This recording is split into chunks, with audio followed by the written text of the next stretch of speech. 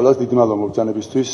დღეს გვინდა გარკვეული სიახლე გაგაცნოთ გასული კვირების ერთ-ერთ ყველაზე მნიშვნელოვან, თუ არა ყველაზე მნიშვნელოვან თემაზე. ეს არის გასული წლის ნოემბერ-დეკემბერში რეჟიმის მხრიდან ადამიანების სისტემის მწამებისა და ქიმიური ნივთიერებით მოწამვლის ფაქტები. უკანასკნელი კვირების განმავლობაში კოალიციამ იმუშავა და შეაგროვა ყველა შესაბამისი დოკუმენტაცია და ინფორმაცია, რომელიც საჭიროა იმისათვის, რომ გადაიგზავნოს იმ საერთაშორისო სტრუქტურებში, სადაც შეიძლება შეიქმნას ამ საკითხთან დაკავშირებით საერთაშორისო საგამოძიებო მექანიზმი. ამ წუთის ესეთი არის ჩვენს მიერ მოძიებული 9 საერთაშორისო სტრუქტურა.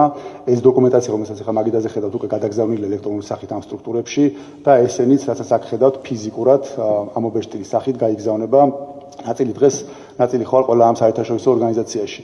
დღეს იგივე საკითხზე ჰქონდათ ბრიფინგი სამოქალაქო საზოგადოების წარმომადგენლებს, რაც ასევე მნიშვნელოვანი, იმიტომ რომ არსებობს საერთაშორისო სტრუქტურები, სადაც პარტიებს არ აქვთ მანდატი, რომ იმართონ და ამიტომ მნიშვნელოვანია, რომ იმ საერთაშორისო სტრუქტურების გამოყენებაც მოხდეს, ოღონდ სამოქალაქო საზოგადოების მხრიდან და არა პარტიების მხრიდან. ჩვენ ვართ მათთან სრულ კოორდინაციაში, უბრალოდ გასაგები რომ იყოს ყველა პარტიასთან და ყველა სამოქალაქო საზოგადოების წარმომადგენლებთან, უბრალოდ ჩვენ გავაკეთეთ ჩვენი საქმე, ყველა ცალ-ცალკე ვისაც მანდატით რა შეუძლია რომ გააკეთოს ამ პროცესში არის ჩართული, რაც საბოლოო ჯამში საერთო შედეგისთვის არის ძალიან მნიშვნელოვანი.